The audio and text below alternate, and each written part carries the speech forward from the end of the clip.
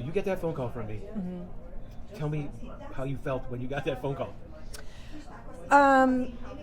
Well, having made some peace with the fact that I was never going to have an intimate relationship with either my birth father or his side of the family, it became clear to me after meeting him that I needed to actually just close the door and move on.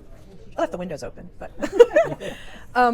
but I would say I felt excitement. I mean, I come from a really big kind of conventional Mormon family, and so I have 52 cousins, and the idea of having a big family has always been really overwhelming to me.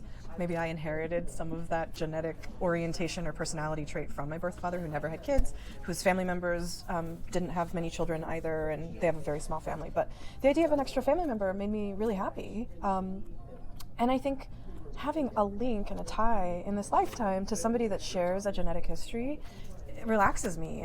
It feels nice because I think, gosh, I hadn't considered before.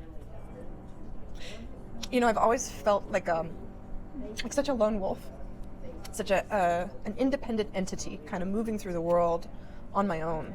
And some of that, I think, is just how I developed. Some of it is probably genetic, but to know that like there is another person in the world that really wants to be in relationship, that shares a genetic history and a genealogical past that is interesting and that I care about. I mean, what a gift. It's a real gift. Yeah. I met my birth father at a park, and we ended up talking for about 2 hours, and he revealed lots of my family history. And then another interesting thing happened right after that, which is that my mother-in-law gave me a DNA test for Christmas. And I found a name associated with that DNA test, which was about a 30% match, I believe. And that name was Mary, and I initially thought that I had a cousin. And I didn't investigate further because I had met my birth father, and while it was a really clarifying experience, it wasn't an experience that precipitated building a relationship with this man. He went his way, I went mine.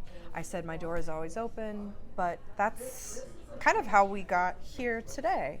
And so here today, I'm finally able to sit in company with what I would later find out is my aunt.